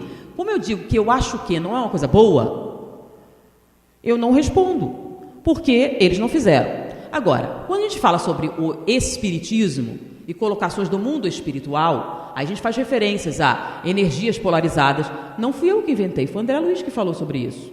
Tá? Quando eu desenvolvo as energias, a polarização, eu me atenho à colocação, à hipótese de trabalho do Dr. Jorge Andréa, que fala sobre isso, Forças Sexuais da Alma, e lá ele fala sobre esse assunto. Então a gente faz uma referência à experiência dele, tá? Então, com relação ao circuito de papéis, não posso dizer nada, porque a experiência não foi feita, tá? Então, quem assistiu a palestra, teve a oportunidade de perguntar. Aí, toda a próxima vez que o Zé, você vai na internet e pergunta durante a exposição, acompanhando o que a gente desenvolveu.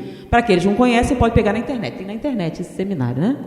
Pelo menos essa parte que fala sobre o circuito de papéis.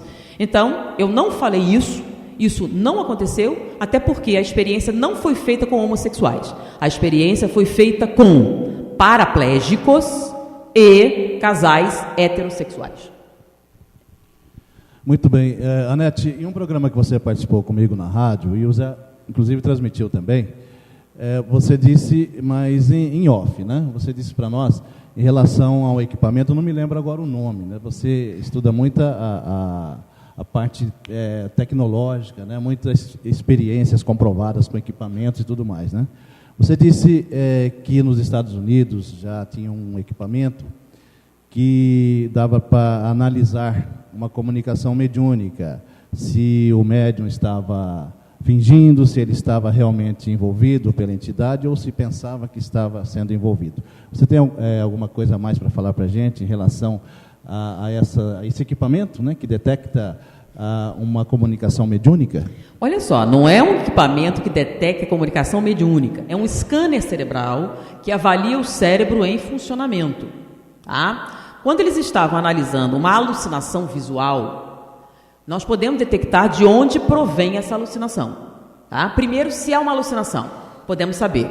Como é que a gente sabe se a pessoa está tendo uma alucinação ou não? A gente vê na área occipital, na área da visão, onde a imagem está se formando. Se ela está se formando na área visual primária, tá? E não vem a partir do olho, é uma alucinação. Quando a imagem se forma aí, a pessoa tem a ilusão, a certeza de que está vendo com seus olhos. E não está, porque ninguém mais está vendo. Se ela se forma na área visual primária, a pessoa sente como uma alucinação. Se ela se forma na área visual secundária, você não confunde com a realidade. Você sabe que é imaginação ou uma lembrança. Por exemplo, lembre da figura do seu filho. Fecha os olhos, constrói a imagem. Você está tendo uma imagem? Tá. Onde essa imagem está se formando? Na área visual secundária. Por isso, você não confunde a sua imaginação, a sua lembrança com a realidade. Se a imagem se formar na área visual primária, você vai achar que está vendo seu filho com seus olhos, tá? Bom, quando eles analisaram as alucinações, eles viram que a origem das alucinações pode ser a memória. Por exemplo, alguém que esteve na guerra e começa a ver Vietcong saindo pelas paredes. Quando eles analisaram, eles viram que aquela alucinação estava vindo da memória, então tinha atividade hipocampal. Então a memória dele estava gerando essas imagens, só que essas imagens estavam se formando no lugar errado, provocando uma alucinação. Agora, quando eles alucinavam com coisas que não existiam, por exemplo, gafanhotos gigantes vindo no espaço, invadindo o corpo das pessoas, elas estavam com atividade no lobo frontal, na área que a gente utiliza para imaginar, para criar coisas, criatividade. Então, as alucinações podem provir tanto da imaginação quanto da memória, ok? Mas você está vendo uma figura de um homem que não existe, então é uma alucinação. Aí a gente escaneia o cérebro, memória, nada, imaginação, nada. De onde está vindo essa imagem? Só que você está alucinando com uma pessoa morta, é o avô de fulano, que você não conhece. Quer dizer, você criou um personagem imaginário que é real? Não fica meio estranho? Você está imaginando uma pessoa que realmente existiu, está descrevendo a personalidade da pessoa que realmente existiu e era um morto. Tem lógica isso? E não tem atividade nem na memória nem na imaginação. De onde está vindo essa alucinação? Quando eles analisaram, vou dar um parênteses, tá? Quando a pesquisa foi feita, eles não falaram que era mediunidade, tá? Eles falaram que era uma alucinação anômala. O cara estava alucinando, mas a alucinação dele estava vindo do tálamo e hipotálamo. Eles não precisaram de onde estava vindo, mas a gente sabe de onde está vindo. Da glândula pineal, que é o receptor mediúnico que gera a vidência. Então a imagem está vindo de algum lugar? Está vindo do mundo espiritual via glândula pineal e chegando no cérebro, formando uma imagem. Tá? Então, já se viu que na mediunidade existe uma atividade diferente. A pesquisa que foi publicada não falava sobre mediunidade, falava sobre alucinação. Porém, saiu na revista, agora eu não sei se é Veja ou Isto É, que na Universidade da Pensilvânia, eles estavam escaneando o cérebro de médiums para determinar se era mesmo mediunidade. Então, você afirma que está psicografando uma mensagem de um morto. Eu escaneio o seu cérebro. A sua escrita está vindo da área da criatividade. Quem é que está criando? Você. A sua psicografia está vindo da área da memória. De onde está tirando? Das suas lembranças. Isso tem um nome, criptomnésia. Por exemplo, você tem no seu inconsciente uma mensagem qualquer, você lê um livro. Aí você resolve escrever um livro. Aí você escreve um livro que você leu quando tinha 8 anos de idade. Você fez um plágio consciente? Não. Você acha que fez uma coisa nova. O nome disso é criptomnésia. Deu até inocentou um escritor, né, que tinha sido acusado de plágio e chegaram à conclusão que não foi um plágio consciente. Ele leu na infância, não lembrava e por isso ele escreveu. Ou seja, dá pra gente, usando isso, avaliando o cérebro em funcionamento, ver de onde está vindo a coisa? Sim. Se for um fenômeno mediúnico autêntico, essa mensagem ou imagem, ou seja lá o que for, tem que vir de onde? Então, teoricamente, dá para a gente fazer essa avaliação? Sim. Eles dizem que estão fazendo. E, infelizmente, os prognósticos não são bons. Tá? O que eles têm visto é que as pessoas acreditam que estão fazendo, mas não estão. Tá? Pode ser que eles não tenham encontrado um médico autêntico, o que eles disseram que eram, não eram, mas o fato é que, por enquanto, os resultados não são de boa qualidade. Isso significa que a mediunidade não existe? Não. Ela existe, foi comprovada inúmeras vezes. O que precisa é encontrar um médium autêntico. Agora, grande parte do que as pessoas afirmam ser mediunidade é fraude. Esse é o nosso problema. E os pesquisadores, no início do Espiritismo, eram muito criteriosos, lembra? Eles eram rigorosíssimos. Agora não, a gente aceita qualquer bobagem como mediunidade. Então a culpa é do médium, a culpa é do espiritismo, a culpa é dos espíritos? Não, a culpa é nossa. No momento em que a gente abaixa, tá, os nossos critérios, a gente deixa passar qualquer bobagem. Deixou passar qualquer bobagem, a gente perde credibilidade. Para manter a credibilidade do espiritismo, nossos critérios têm que ser rigorosos. Onde? Quando? Por quê? Em que circunstância? Faça de novo. Pergunte. Então alguém diz assim, eu estou vendo aqui um espírito diz que é seu pai. É mesmo? Como é que você sabe que é meu pai? Ele tem alguma particularidade? Ele tem algum sinal? Ele disse alguma coisa? Várias pessoas dizem que receberam comunicação do meu pai. Eu vi uma que era. O médium não tinha tanta fé. Ele não levou muita fé quando eu afirmei que era um espírito e era meu pai. Ele não acreditou, não. Eu acreditei, porque antes de morrer, meu pai me deu um livro de presente e fez uma dedicatória. E o espírito, quando falou a mensagem, disse exatamente a dedicatória que meu pai fez. Então, pode ser que o médium não acreditasse, mas eu tenho certeza absoluta que era meu pai, porque ele me deu. E eu não mostrei para ninguém justamente, ainda não sabe, e ele falou. E não foi a única vez que ele fez isso. Então, tem maneiras? Tem. Se ele não tivesse dado isso, eu faria algumas perguntas. Vem cá, é meu pai? Tá. Pode dizer alguma coisa particular, pai, respeito e tal? Outra coisa, aqueles que conheceram meu pai eram um cara muito bem-humorado, era um cara disposto. Eu acho que se vocês quiserem ter certeza, pode evocar meu pai, que ele vai garantir, ele vai responder as perguntas com o maior bom humor, não vai levar mal. E tenho certeza que ele não levaria mal se eu fizesse questão de ter certeza. Tá? E a gente teve a experiência de uma transcomunicação em que ele se manifestou, né? Só para ter certeza. Podia fazer mal, ainda ele fez. Ele fez barulho. Tch, tch. Bom, só para confirmar, sem de qualquer dúvida, podia fazer 3 ruídos. Tch, tch, tch. Esse é meu pai.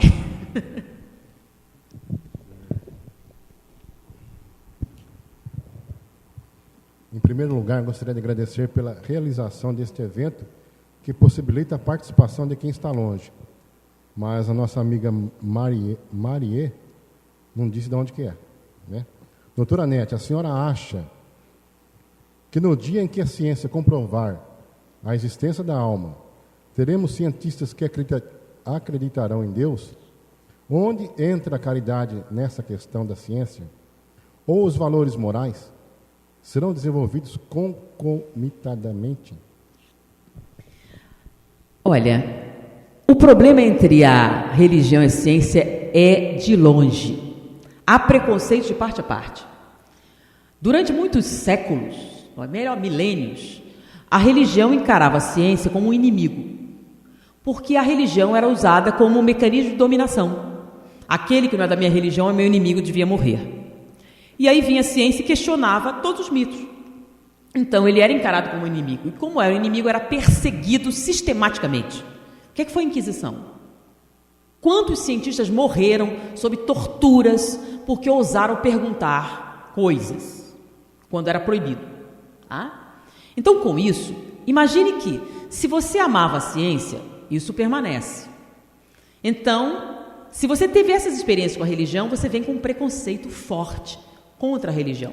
Então, a religião, para essas almas, representa o quê? Tudo que é mal. Morte, violência, perseguição. Então, eles têm preconceito? Tem. Da mesma maneira, os religiosos que perseguiram cientistas, que ameaçavam a sua posição, também têm preconceito. Então, a ciência sempre foi considerada inimiga, tá, do status quo. Então, se você afirma que a única salvação é por essa determinada igreja, e aí o cientista vem, por que você diz isso? É um inimigo. Então, vamos entender que os fatores emocionais existem para todo mundo. Então, tem cientistas que têm um preconceito fortíssimo por qualquer coisa que tenha relação com a religião. E eles têm motivo? Tem motivo. Assim como muitos religiosos também têm. E nós, no momento em que fazemos essa discussão, estamos potencializando isso. O Espiritismo tem uma proposta totalmente diferente. Filosofia de base científica e consequências ético-morais. Tira qualquer coisa e deixou de ser Espiritismo. O Espiritismo só é Espiritismo quando essas coisas andam juntas. Então, nós falamos a respeito da memória relacional. Se você não ama o que aprende, não incorpora. Se os seus princípios morais não são categóricos, não são seus. Aí você vai ter que voltar até adquiri-los. Então, quando diz amai-vos e instruí-vos, é junto. Então, para uma coisa ser avaliada além das aparências e apesar das aparências, requer o quê? Inquirições sistemáticas e contínuas. Isso se dá através do quê? Gente, o que é ciência? É perguntar por que isso acontece. Ou seja, tem alguma coisa errada com a ciência? Ou não é do homem? O homem sempre perguntou por quê. Quando ele fez a primeira pergunta, por quê, ele criou a ciência. As primeiras respostas foram mitológicas, mas o porquê não estava lá. Então, quando aquele porquê, aquela resposta não atendia, ele perguntava de novo, por quê? Mas por quê? Mas por quê? As crianças nascem cientistas quando ele pergunta, mas por quê, mãe? Mas por quê? Mas por quê? E enche a paciência, lembra? Enche tanto que você começa a agredir. Aí ele aprende que a curiosidade não é socialmente aceitável. Foi aí que você ensinou para a criança não ser cientista. Se você não castrar isso, ele vai perguntar o resto da existência. Mas por quê? Tem alguma coisa errada nisso? O Espiritismo proíbe isso?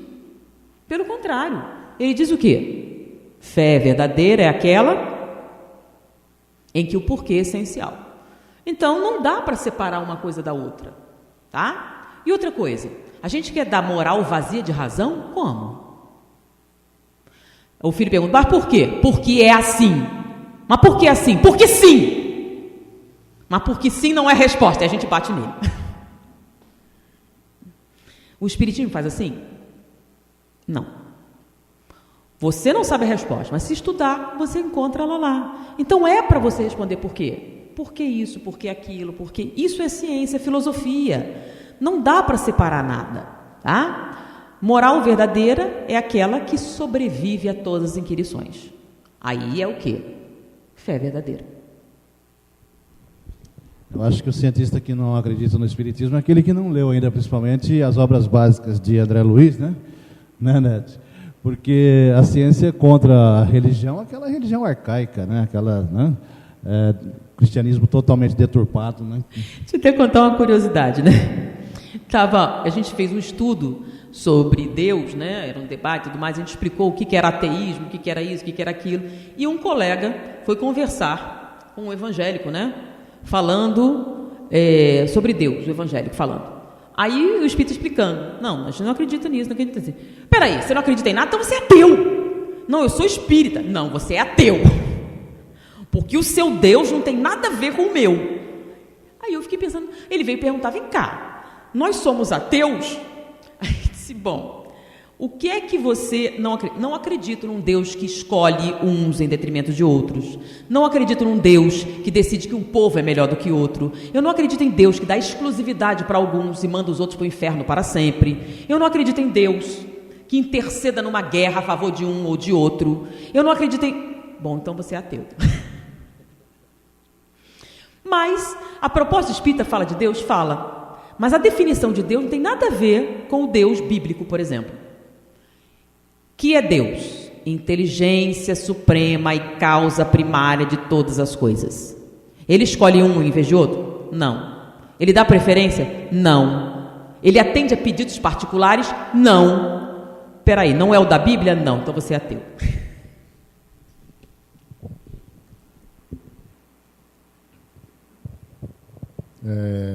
Maria do Socorro de Natal, ela fez um comentário aqui sobre o que você disse anteriormente.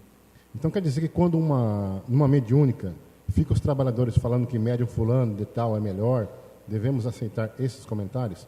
E mais uma outra que veio da Rádio Fraternidade, da Elaine de Uberlândia.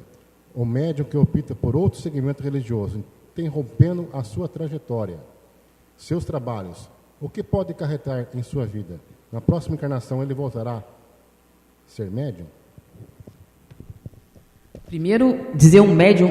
A primeiro é um comentário, né, que o pessoal fica falando sobre os trabalhadores de médium fulano é melhor, devemos aceitar esses comentários. Isso da mediúnica. Porque olha só, quando você diz assim, flufo é o melhor sabão que existe, baseado em que você afirma isso? Se você não sabe quais são os critérios de avaliação, como é que você vai dizer que flufo é o melhor sabão que existe? Então ela falou, se esse médio é melhor baseado em quê? Produtividade, conteúdo, fé. Então, para você dizer que um é melhor do que o outro, você tem que ter uns critérios, né? A gente não tem um ranking dos médios. Se é o médium tem grau, tem número, não tem. Médium recebe espírito. Se receber a mensagem de maneira fidedigna, ele está produzindo mediunicamente melhor do que o outro. Agora, para você dizer que um é melhor do que o outro, você tem que ter alguns critérios. Quais são os critérios que você está usando? Número de comunicação? Intensidade da comunicação? Frequência da comunicação? Bondade do médium? Valor moral? Peraí, é meio até difícil dizer que uma pessoa é melhor do que a outra, né? Até porque a gente tem uma máxima, não julgueis, para não ser julgados. Se vocês levam essa, tenham cuidado toda vez que emitir um julgamento de valor. Agora, a outra pergunta é com relação a... o médico que opta por um outro segmento religioso, né? Aí ele interrompe a sua trajetória nos trabalhos. Nem eu parar aqui. Então, olha só. A igreja diz... o Papa, esse novo Papa Francisco, ele fez uma palestra, não sei, um discurso. Nesse discurso, ele afirmou que Jesus veio para a salvação de todo mundo, até dos ateus. Aí ele falou isso. Aí a igreja católica fez um pronunciamento dizendo que não concordava com o Papa. Deus veio para todo, mas os salvos só são os católicos. Eles fizeram a afirmativa. Salvos somente os católicos. Bom, aí os protestantes protestaram. Não, salvos são só os protestantes. Só os batistas, só os adventistas, porque cada um deles quer salvação é só por aquela porta. Todos os outros vão para onde? Para o inferno. Aí olha o problema do Espiritismo. O Espiritismo diz que ele não garante nada. Que qualquer um pode se salvar. Porque a única salvação é o quê? Fora da caridade não há salvação.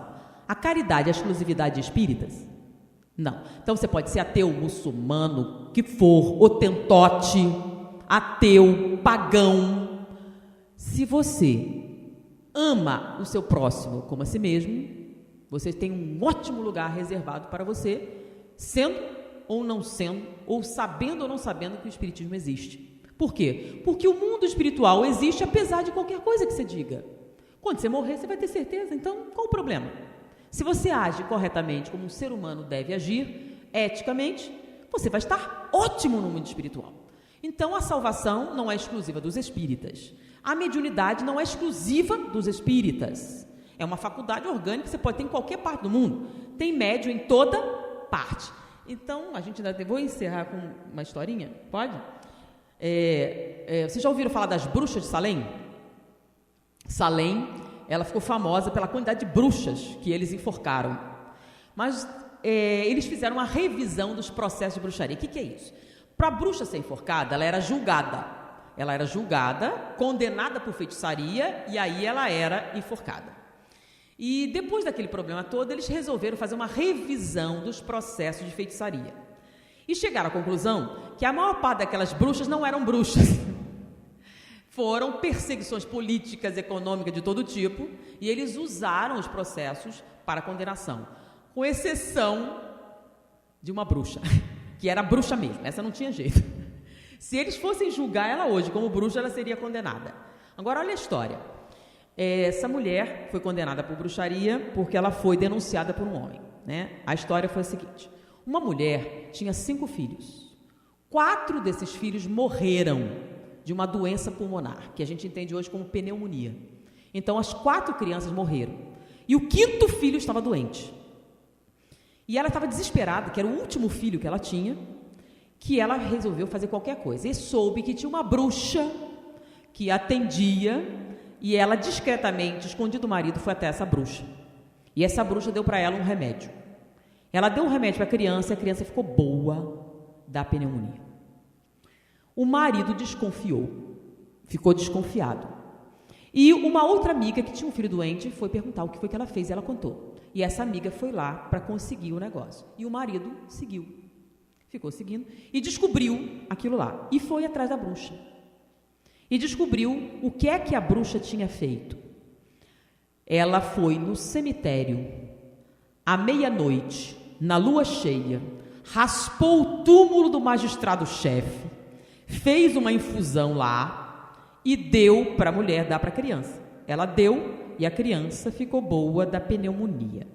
Ou seja, olha só, mulher, meia-noite, lua cheia, cemitério, túmulo, só pode ser o quê? Tem alguma outra explicação? Tem. Graças a Deus estamos em 2013, né? Vamos lá. Cemitério. Que diferença tem um cemitério para outra terra qualquer? Corpos enterrados. Corpos enterrados fazem com que essa terra seja rica em ácido sulfídrico, né? E sulfetos em geral. Bom, o túmulo do magistrado-chefe era o único que podia ser feito de mármore, porque só ele tinha esse direito, os outros eram de madeira. Lua cheia. Quando a gente trabalha com planta, a gente sabe que na lua cheia a seiva é maior. Então, cemitério, meia-noite, lua cheia e raspando o túmulo, ela tirava fungos, que eram penicilina. Penicilina cura pneumonia? Ou seja, essa mulher foi lá colher penicilina, deu para a criança doente e ela melhorou. Então, o que é bruxaria para alguns é o quê? Ciência para outros. Tudo é uma questão de ponto de vista. Existem bruxas? Então, o que era essa mulher? Como é que ela descobriu que aquilo fazia? Era um médium, tá? Que, utilizando essa conexão, teve informação que hoje nós entendemos como algo perfeitamente natural, tá? Então, a mediunidade não é exclusividade do espiritismo, é do ser humano, em qualquer cultura, em qualquer povo, tá? E o que leva à sua salvação é o quê? Crescimento espiritual. E isso você pode fazer em qualquer lugar, sendo espírita ou não. O que você precisa fazer? Agir corretamente. Muito bem. Agora, eu tenho uma pergunta minha, que essa eu acho que você não vai ter resposta. Qual vai ser o tema da palestra logo mais às 19h30 em Auriflama? Olha, é que às vezes eu peço assim, para a gente tentar umas coisas novas. A pessoa sempre pede um tema que já tem. A gente não pode fazer palestra nova, né? Fica sempre as mesmas. Eu quero aquela, eu quero aquela. Então a gente vê a plateia. Nós hoje de manhã fizemos um tema novo, né? Que a gente nunca tinha feito, baseado num filósofo político que a gente gosta muito. E deu, a plateia estava homogênea e funcionou. A gente fez uma coisa nova. A gente vai ver, se a plateia for receptiva, algumas coisas, por exemplo, às vezes você tem uma plateia bem receptiva, dá para você testar um assunto novo, tá? E a pessoa reage bem, você vai trabalhando e vai fazendo à medida que está acontecendo. Senão, a gente faz uma coisa que a gente já sabe que funciona, que está preparada, que está ativa. Então, eu não pensei ainda no tema. Onete, agora para encerrar, o pessoal cansa de mandar e-mail para mim a respeito de convidá-la ao congresso, simpósio, como é que faz, qual é o teu contato, qual a tua disponibilidade. Só essa semana eu recebi um monte de pedido. Eu não sei o que eu respondo. Bom, agora eu vou resolver o problema. Eu achei uma pessoa para cuidar da minha agenda. Porque eu estou viajando muito. Eu me mudei, tive dificuldade de comunicação. Fiquei sem telefone, sem internet, sem nada, durante um bom tempo. Mas agora eu tenho uma pessoa que vai se responsabilizar pela minha agenda e as pessoas já tiveram contato e gostaram muito. Eu vou pegar ali, tá? E vou dar o e-mail dela. Aí a pessoa entra em contato, tá? Coitadinha, ela vai ficar 24 horas. Bom, como é outra pessoa, não é para perguntas, é para contato de palestra. Então, eu vou dar o e-mail dela, tá? Aí vocês entram, o nome dela é Helena Alves, tá? E ela vai cuidar da minha... É Helena que vai cuidar. Ok, Helena, se você estiver aí ouvindo, um abraço, um beijo para você. E eu vou te dar um trabalhão enorme. Eu vou ali pegar o e-mail que eu passo, um momentinho. Então, enquanto a Nete vai lá, eu vou fazer uns comentários aqui. Eu queria que a Graça fizesse a prece final, viu, Graça? Quero ouvir a graça da sua voz. Hã? Pode ser? Pode. Eu quero agradecer a direção da casa, o Gregório e a Graça. Eu queria que a Marlene desse só uma viradinha na filmadora para mostrar ao público que está aqui. Tem 30 pessoas aqui. Isso foi um grupo aqui da casa, aqui, né? Deixa eu cortar a imagem aqui. Aí. Então, a gente quer agradecer a Nete mais uma vez. Uhum. Bom, eu estou aqui. A pessoa que vai cuidar da minha agenda agora chama-se Helena Alves e o e-mail que ela vai responder chama GESE, G-E-S-E, que é o Grupo Espírita Caminho da Esperança, @gmail.com. GESE, G-E-S-E, eventos@gmail.com. Aí vocês entram em contato com a Helena e ela vai, então, fazer a agenda. Desculpa, Helena, o trabalhão. Então, a gente quer agradecer o pessoal das 3 rádios que estão conosco, e duas dessas vão estar na palestra logo mais à noite também, retransmitindo. A Web Rádio Nova Fraternidade, de Maceió, Alagoas, Rádio Espírita Capixaba de Vitória, Espírito Santo, e a Web Rádio Fraternidade de Uberlândia, através do nosso amigo Rubens. Eu quero dizer também que as perguntas que não foram respondidas, que o pessoal participe no próximo dia 20 de julho, nós estaremos com um outro igual a esse, só que com o Dr. Alírio Cerqueira. Ele vai estar na região de Jales, eu vou estar lá, já marcamos, isso já está divulgado na internet. Será dia 20, das 9 da manhã até às 11, são 2 horas também. Cai num sábado, faremos transmissão online ao vivo. Então, e o pessoal pensa bem nas perguntas que vão fazer, porque tem muitas perguntas de falta de conhecimento doutrinário, na própria casa espírita, no próprio médium. Então, nós vamos descartar, nós vamos fazer, aqui a gente não tem tempo de fazer seleção de perguntas aqui.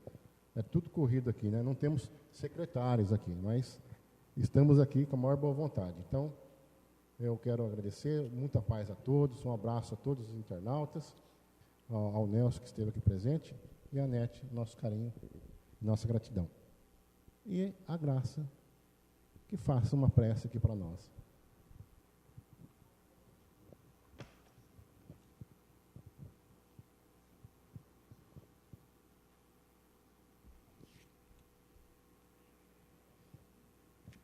Pega esse microfone, Graça.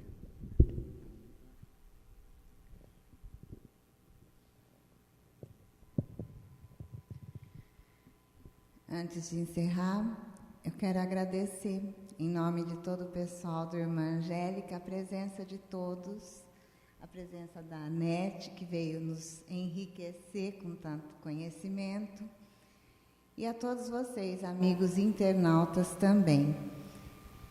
E agora o nosso agradecimento maior a Jesus, nosso Mestre, por tudo que temos, pelas nossas vidas e pelas tantas oportunidades de aprendizado e crescimento.